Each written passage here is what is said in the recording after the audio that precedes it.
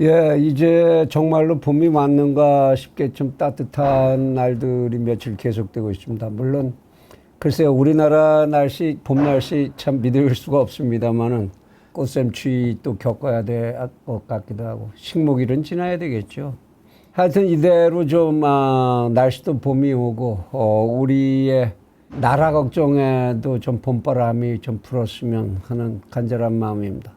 채널 24K 하석영의 단도직입. 오늘은 우크라이나 얘기를 좀 해야 되겠습니다. 하도 복잡한 얘기라서 그렇게 간단하게 유튜브에서 다룰 수 있는 그런 성격의 문제가 아니다 싶어서 지금까지 좀 미루고 있었는데, 지금 국내의 몇몇 정치인들이 나대는 꼴을 보고 있다가 보니까 이건 아니다 싶어서 이 얘기를 좀 해야 되겠습니다. 세상에 나타나는 모든 사건들은 항상 안과 겉 두 개의 다른 면을 가지고 있게 마련이지요. 손이라고 하는 한 이 물체도 안이 있고 밖이 있고 항상 그런 거죠. 동양의 전통적인 사고는 더구나 모든 곳에는 음과 양의 양면이 있다, 이렇게 이제 생각들을 해왔던 건데, 이것이 국제적인 사건급으로 일어난 이런 일들이라면 그 안과 겉을 참 골고루 다 따져서 알아보고 그걸 살펴보기가 여간 어려운 일이 아니지요. 우리가 역사란 무엇인가라는 책을 읽으면서도 하나의 사실을 사실로 만든다는 거, 말하자면 그런 일이 있었다라는 이런 사실을 역사적으로 의미 있는 사실, 역사적 사건으로 만드는 게 얼마나 어려운 일인지 우리는 이런 거를 공부를 했습니다. 그런데 이 우크라이나 전쟁, 우크라이나 사태, 여러 가지 용어로들 얘기를 합니다만은 지금은 명백한 우크라이나 전쟁이죠. 이 전쟁을 둘러싸고 벌어지는 국제적인 사건들이 좀 한둘이 아닌데 살펴봐야 할 것이, 우리나라의 이 몇몇 정치인들이 이 남의 나라 불행, 이 심각한 사람이 참 무더기로 죽고 이러는 비참한 상황에 이런 전쟁이라는 사건을 두고 그야말로 거의 막말에 가까운 이야기들을 정말 무책임하게 쏟아놓고 있어서 이미 국제적으로까지 이 얘기들이 SNS를 타고 퍼지면서 국제적으로까지 망신을 당하고 있는 상황이죠. 이재명이라고 하는 더불어민주당의 대통령 후보는 이 우크라이나 전쟁을 두고 우리하고는 상관도 없는 그런 지구 반대편에 있는 남의 나라 일이다. 그리고 그거는 우크라이나가 외교를 잘못해서 무능한 대통령이 외교에 실패하는 바람에 그래서 러시아를 자극해서 일어난 일이고, 왜 나토 같은 데 가입하려고 쓸데없는 외교를 시도하다가 이런 자기들의 비극을 자초하느냐, 이런 식의 얘기를 마구 쏟아냈지요. 그랬더니 추미애라고 하는 이 정치인도 또 거기에 맞장구를 친답시고 우크라이나는 대통령 잘못 뽑아서 이 꼴을 당하고 있다. 김홍걸이니 최민희라고 하는 더불어민주당 선대위 미디어 특보단장이라고 그러네요. 옛날에 민원연의 대표도 하고 이랬었죠. 이 전 의원이기도 한데, 이 최민희라고 하는 여성이 26일 자기의 페이스북에다가 우크라이나 대통령 때문에 우크라이나 국민이 희생되고 있다, 이렇게 이제 글을 올리면서 거기다가 뒤에 뭐라고까지 했느냐, 푸틴의 침공은 일제 침략과 같다, 푸틴을 규탄한다, 이렇게까지 한 건 좋은데, 그런데 구한말 무능부패한 왕과 조정이 일제 침략을 못 막았듯이 준비 안 된 우크라이나 대통령 때문에 우크라이나 국민이 희생되고 있다, 이렇게 토를 달았습니다. 거기서 끝나지도 않고 지도자가 그래서 얼마나 중요한지 새삼 느낀다. 준비된 대통령, DJ 계승자 이재명 대통령, 이런 말까지 올렸습니다. 아니, 남의 나라의 비극을 그걸 이렇게 저희 나라 선거판, 그것도 참 세계적으로 이미 손가락질을 받고 있는 그 선거판에다가 그 이야기를 끌어다가 이렇게 얘기해야 될 일입니까? 그 나라 대통령이 어떻게 해서 대통령 됐는지, 지금 현재 그 나라 국민들이 그 대통령을 어떻게 생각하고 그 대통령이 어떻게 지금 움직이고 있는지 알고 있습니까? 아는 얘기하는 겁니까? 아니, 세상에 저희 나라 선거, 되지도 못한 선거, 그거라도 하려면 그거나 전념을 하든지, 아니 여기다가 남의 나라 비극 그리고 그 나라의 국가 원수 얘기까지 끌어들여서 나라 망신을 이렇게 시켜야 합니까? 이 나라 대통령은 나라 망신을 시키면서 당선되고 이렇게 해서 만들어지는 대통령이어야 합니까? 뿐만 아닙니다. 그 뒤에 이제 이러고 뭐 또 야당에서 뭐 이러고 나오고 공방이 오고 간 뒤에 여당의 선거 캠프라는 데서 이런 얘기까지 나왔습니다. 윤석열 후보가 외교 안보 문제의 문외 아니고 정치개혁에는 아무 생각이 없다는 게 이미 드러나지 않았나. 정치 경험이 없는 사람이 반짝 인기로 대통령이 됐을 때 나라가 어떻게 되는지 알게 되는 것이 두려우냐. 뭐 이런 얘기까지 합니다. 참 우크라이나에서 이 얘기를 들으면 그 국민들이나 지금 이 대통령 뭐라고 얘기를 할까요? 지금 우크라이나의 대통령이 물론 코미디언 출신이라는 뭐 출신 성분 맞습니다. 그런데 그 사람 법학 전공해서 법학 석사 학위도 가지고 있는 사람입니다. 그것뿐만 아니라 이 사람이 코미디언 출신임에도 불구하고 대통령 된 이유가 있지요. 그 앞에 대통령이 워낙 무능하고 친러에만 기운 데다가 부패를 엄청나게 하는 바람에 국민들이 그걸 바꾸기 위해서 선택해야 되는 야당 후보가 이 사람밖에 없었고 그런 필요 때문에 만들어진 그러한 한 나라의 대표입니다. 국가 원수예요. 아무리 아무 말이나 하는 잔치가 이 나라 대통령 선거 전이라고 해도 이따위 소리를 그렇게 막 해대도 되는 겁니까 정말로? 현재 우크라이나 사태는 전 세계의 70억 인구가 전부 관심을 가지는 세계 최대의 관심사가 됐습니다. 이렇게 다른 나라, 멀리 있는 나라, 남의 일, 지구상에는 이제 그런 일은 거의 존재하지 않습니다. 대통령 후보로 나섰다는 인사가 이렇게 시껴넘는 소리를 해도 됩니까? 지금 지구촌에서 일어나는 일은 이런 비단 이런 전쟁이 아니라도 어떤 자그마한 무역 분쟁 하나도 전 지구인들이 연관이 되게 얽혀있는 그러한 사건이 되는 겁니다. 뿐만 아니라 우크라이나가 무슨 대한민국하고 지구 반대편에 있어요. 무슨 도대체 공부라는 것이 돼 있지 않은 이런 인물. 할 줄 아는 건 말 뒤집기, 시치미 떼기, 상대방에게 뒤집어 씌우기. 이것밖에 할 줄 아는 게 없으면서 옛날 우리 손조들이 참 마땅치 않은 인간 보고 늘 하시는 말씀이 그거죠. 아유 식어든 떨지나 말지. 이런 얘기죠. 아는 게 없고 모르면 좀 정직하기라도 하던지. 하여튼 뭐 우선 이 전쟁이 그러면 왜 일어난 거냐. 이 원인에부터 좀 한번 생각들을 함께 해보시죠.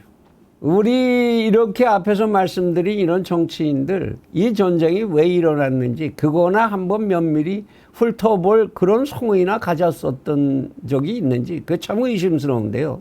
사실 이 러시아하고 우크라이나라는 이 두 나라 옛날에 소비에트 러시아일 때는 우크라이나는 소비에트 연방의 한 국가였지요. 그 소련이 붕괴되면서 독립을 해온 그런 나라이고 둘 사이의 관계는 역사적으로 참 그렇게 편편한 관계가 늘 아니었었습니다.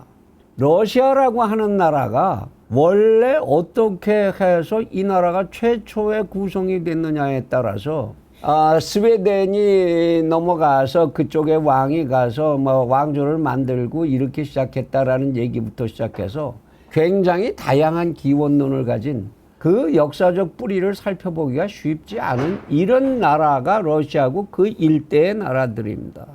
그래서 그들 사이에 어떠한 이해관계가 있고 역사적인 감정의 골이 있으며 그러한 과거의 역사가 오늘 어떠한 현상을 만들고 있는지를 이해하고 단편적으로 이야기하는 것은 그것은 그렇게 쉽게 할 수 있는 이야기도 아니고 일이 아닙니다. 대개 전쟁이 두 나라 사이에서 일어날 때에는 그것이 나중에 확전되면 여러 나라들이 가담하는 경우가 많습니다만은 아주 간단한 명분, 누가 총으로 누구를 암살했다든지 무슨 이 정도의 간단한 우발적 사건, 이런 것들을 이유로 해서 시작이 되는 경우가 많지만 그것이 전쟁으로까지 만들어지기까지에는 그 이전에 진행된 무척 복잡한 속사정이 있게 마련이고 이해 타산이 그리고 탐욕이 숨어 있게 마련인 겁니다. 러시아가 오늘 현재 우크라이나를 침공하고 그 속에서 한 지역에 돈바스라고 하는 한 지역에 친러시아, 러시아 국민들이라고 할 수 있죠. 친러시아 성향의 그 주민들이 우크라이나의 반기를 들고 반군 활동을 하는 거를 러시아 입장에서는 우리는 그 반군을 보호해야 된다. 그리고 그들이 독립할 명분을 우리는 만들어줘야 된다. 이런 것을 명분으로 내세워서 자국민 보호 일종의 이런 명분을 내세우고 이 전쟁을 시작하고 있지만 그 진짜 속사정은 아마도 헤아리자면 10가지도 넘을 겁니다. 만일 러시아의 이런 명분이 정말 말이 된다면 그러면 한번 가정해 볼까요? 우리나라에 만일 중국인들이 어떤 이유로든 잔뜩 넘어와서 하나의 마을을 만들고 그 속에서 우리 독립하겠다. 대한민국 말 못 듣겠다. 그래서 저항한다면 그럼 대한민국은 그들을 어떻게 대우해야 하죠? 이럴 때에 중국이 우리 자국민을 우리는 보호해야 돼. 대한민국에 있는 자국민 우리는 보호해야 되고 그들의 독립을 우리는 만들어줘야 돼. 이렇게 해서 대한민국을 침공해 들어온다면 그것 당연한 얘기가 됩니까? 그게 아니라면 푸틴의 이런 명분 얘기가 안 되는 거죠. 이미 주권국가로서 확정이 돼 있고 그 범위 내에서 생겨난 반군의 문제라면 그 주권국가 내에서 자기들끼리 해결해야 할 문제입니다. 거기에 자국민들이 들어가 있다고 하는 이유로다가 옆에 나라가 마구 들어가서 공격을 하고 이렇게 하는 게 가능하다면 지구상에 평안할 나라가 어디 있겠습니까? 모든 세상이 다국민화, 다국적 국민화 하는 세상에서 그런 말이 되는 얘기입니까? 물론 러시아가 이런 짓을 하는 데에는 다른 이유가 많이 있죠. 우크라이나는 그 일대 지역에서 가장 큰 밀곡창지대이기도 하고 자원을 상당히 많이 가지고 있는 그런 나라입니다. 여기에 대한 탐욕, 이것이 속사정으로 깔려 있을 가능성은 그건 불보듯 뻔한 얘기죠. 게다가 유럽에 형성되어 있는 나토라고 하는 이 군사집단, 이 군사집단은 본질이 러시아의 북방력을 그것이 행사되는 것을 통제하기 위해서 견제하기 위해서 만들어진 국제적인 군사협력 조직입니다. 여기에 주축은 물론 미국이었고 그리고 유럽의 각 열강들이 다 들어가 있지요. 그런데 지난 미국의 대통령이었던 트럼프 시대에 트럼프와의 개인적인 관계가 어땠는지 푸틴과의 개인적인 관계가 어땠는지 이런 얘기가 있습니다만은 어쨌든 트럼프가 이 나토를 흔들기 시작한 거죠. 야, 미국이 왜 혼자만 돈 다 내냐? 너희도 국방비 분담해서 내야지. 이거부터 시작해서 나토를 흔들기 시작하면서 나토와 미국 사이에 상당한 좀 결렬이 생겨나 있는 게 사실입니다. 그 뒤에 바이든이 들어와서 봉합한다고 했지만 특별한 어떤 진전을 보이지는 못하고 있는 그런 상황이죠. 이런 때에 푸틴으로서는 이 틈새를 파고들어서 미국의 영향력의 약화, 그리고 나토의 결집력의 약화, 이런 관계를 조성할 수 있는 절호의 찬스다. 말하자면 이관계를 쓸 수 있는 그러한 찬스다라고 봤을 수도 있겠죠. 그 테스트를 하는 과정일 수도 있고, 또 하나 현재 미국과 중국으로 집약되는 세계의 헤게모니 분쟁, 여기에 대해서 구소비에트 러시아의 영향력에 대한 향수를 가지고 있는 푸틴으로서 그런 헤게모니 분쟁에 도전하는 그런 장기적인 포석일 수도 있다고 봐야 할 겁니다. 무엇보다도 푸틴 개인적인 사정을 살펴본다면 푸틴은 지금 영구집권을, 시진핑과 같이 영구집권을 하고 싶은 그런 마음이 가득 차 있는 사람이죠. 지금 이 자리에 있다가 내려오면 자기의 임종까지의 행복한 시간이 보장된다는 방법도 별로 마땅치 않아 보일 테고, 어쨌든 죽는 순간까지 이 권좌에서 내려오지 않아야 되겠죠. 스탈린처럼. 그러면 어떻게 해야 합니까? 국내에서 정말 최고의 강한 지도자, 우리의 푸틴이라는 이 모습을 계속 유지해 줘야 할 필요를 강하게 느끼고 있을 겁니다. 그 밖에도 유럽과 러시아라고 하는 관계, 이 관계는 참 역사적으로 복잡합니다. 같은 유럽인 것 같으면서 같은 유럽이 아니고, 생긴 거는 다 허옇게 생긴 코케이시언들인데 문화적으로 밀접하게 교류하는 것 같으면서도 서로 콤플렉스를 가지고 경쟁적 관계를 가져오고 갈등의 관계를 가져왔고, 이 속에서 서로가 서로를 길들이려는 이 수건의 감정이 오랜 동안 누적되어 온 그런 관계죠.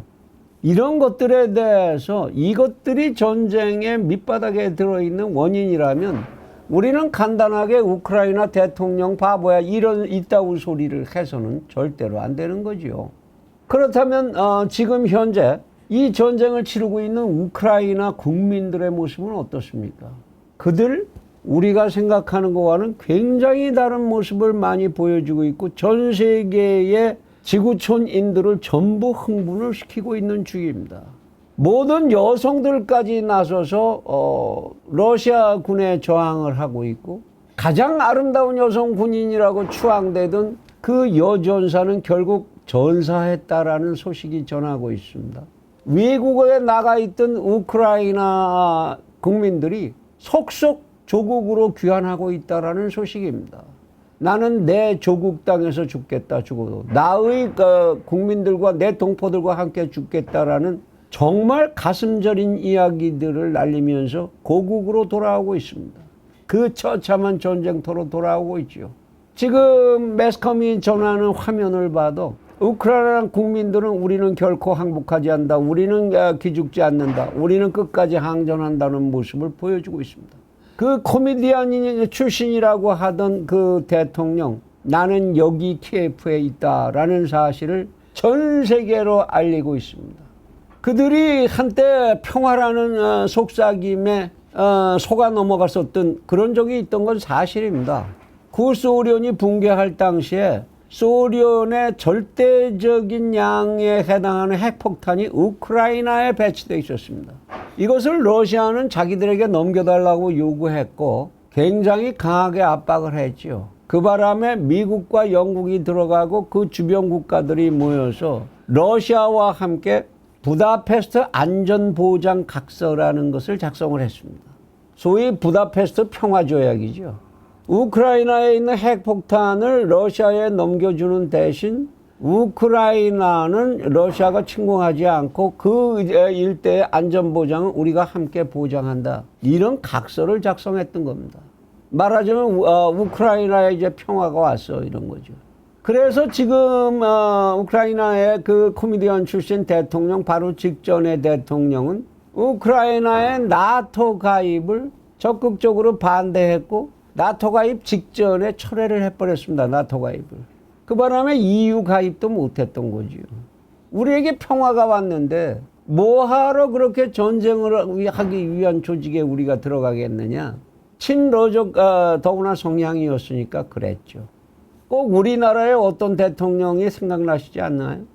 그래서 지금 대통령이 들어와서 전 대통령이 만들어 놓은 이 안보의 약점을 메꾸기 위해서 나토의 가입을 다시 추진했던 겁니다. 이것을 푸틴이 지금이 찬스다, 빌미가 잘 생겼다, 이렇게 낚아챈 거죠. 나토에 가입하기 전에 나토에 가입해서 우리를 위협하려고 하는 그 세력을 제거해야 되겠다. 현재 우크라이나 대통령 젤렌스키는 이대로 우리가 안보에 대해서 대책 없이 갔다가는 이거는 정말 안 되는 일이다 싶어서 나토라고 하는, 우리로 말하면 사드를 가져 들여오려고 했었던 거죠. 자기 방어를 위한 방어책을 강구하려고 했던 겁니다. 요거를 사드 배치하기 전에 들고 친 것이 그게 바로 푸틴의 짓거리인 거죠.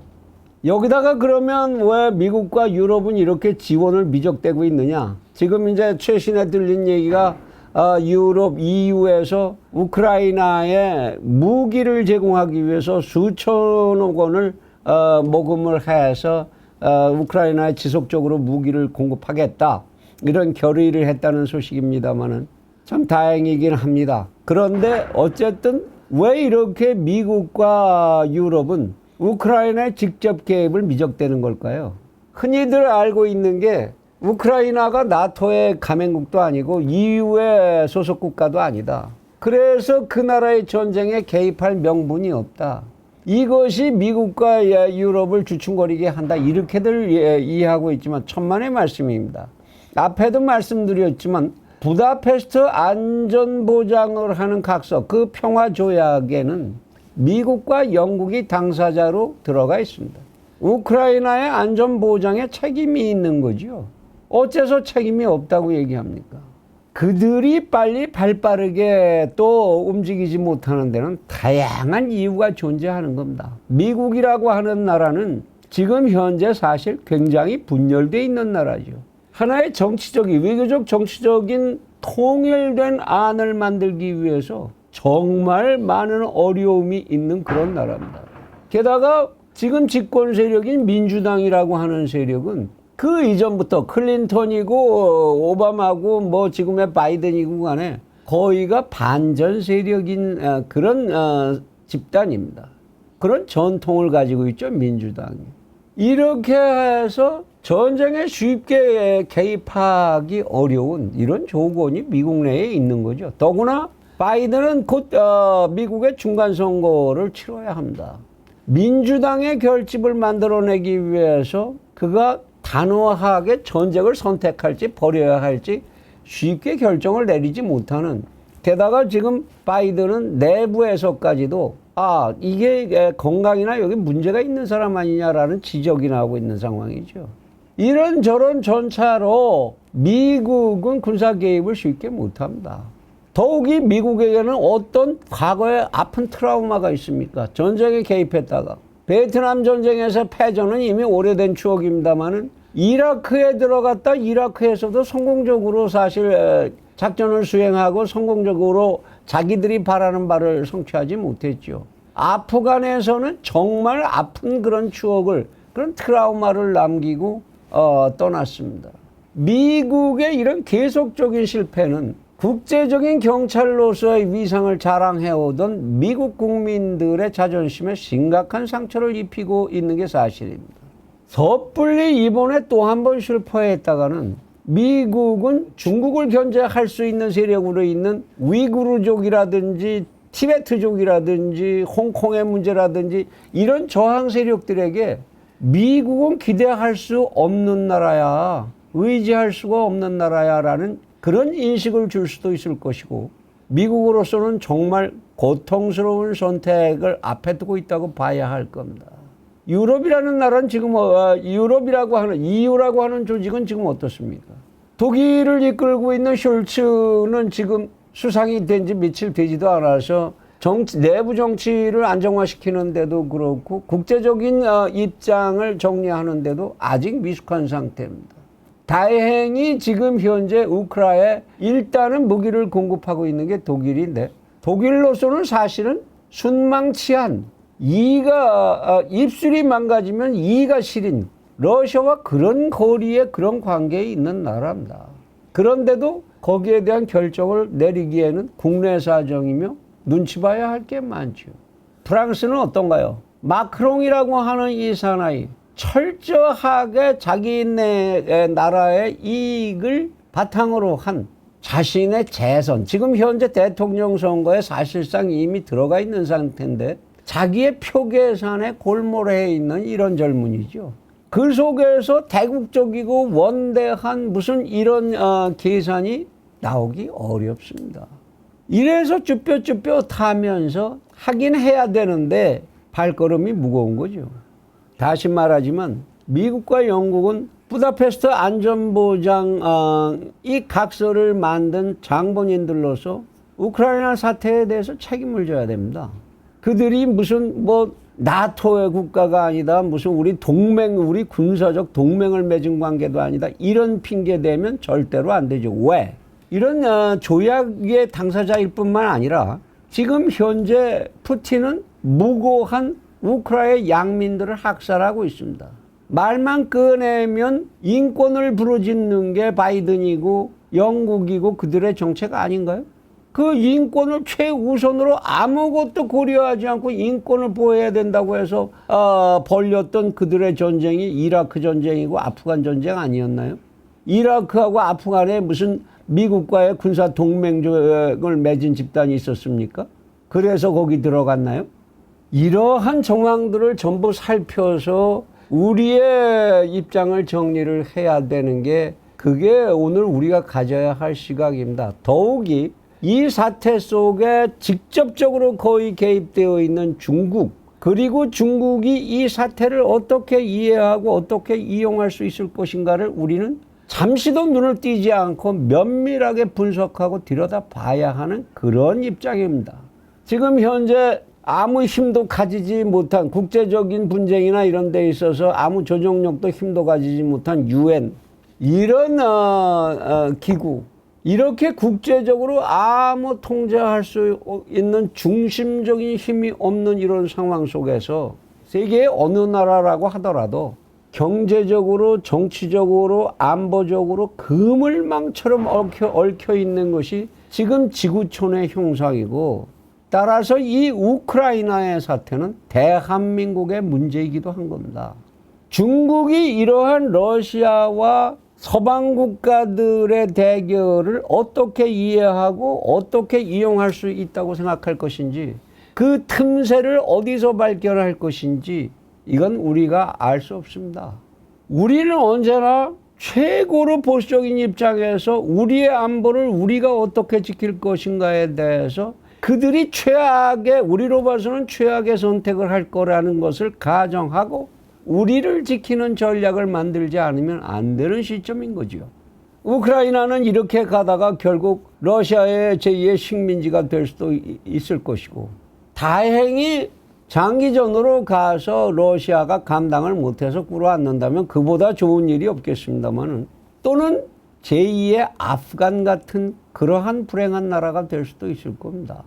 소비에트 러시아는 옛날에 아프간에 들어가서 아프간을 참견하다가 그 늪에 빠져서 게릴라전에 손을 들고 항복을 하고 나온 그런 과거의 추억을 가지고 있는 나라이기도 하지요.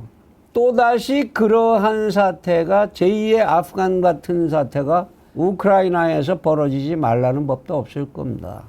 또는 이 결과가 미국과 그 동맹들의 어설픈 대응이 계속된다면, 그렇지 않아도 국내외 정치에서 핀치에 몰리고 있는 시진핑에게 아주 심각한 착각의 기회를 제공하게 될 수 있을 것도 가능한 얘기입니다. 이렇게 우크라이나의 사태라는 것, 전쟁은 간단하게 몇몇 정치인이 아무렇게나 막말로 이야기할 수 있는 그런 주제가 아닙니다. 우리가 이 우크라이나 전쟁에서 배워야 할 것은 단 하나. 세계적인 국가 대 국가의 생존 경쟁에서 믿을 것은 나 자신의 힘을 갖는 것. 그리고 차선으로 좋은 동맹과 좋은 관계를 유지하는 것. 그것뿐이라는 걸 우린 배워야 합니다. 그리고 반드시 우리가 더 가슴 깊이 새겨야 할 건, 전쟁은 나쁜 것이지만 비굴한 평화라는 건 존재할 수도 없는 것이고 전쟁보다도 더욱 나쁜 것이다라는 사실입니다. 부디 우크라이나의 국민들이 하루빨리 자국의 확고한 독립을 확보할 수 있기를 빌면서 그들의 안정을 간절히 기원합니다. 끝으로 다시 한번 대한민국의 이 몇몇 앞에서 말씀드린 정신없는 정치인들에게 경고하고 싶습니다. 그대들이 아무리 푸틴에게 꼬리를 흔든다고 해서 푸틴이 대한민국 대통령 선거를 도와줄 방법은 존재하지 않습니다. 부디 식어든 떨지나 말아주기를 부탁합니다.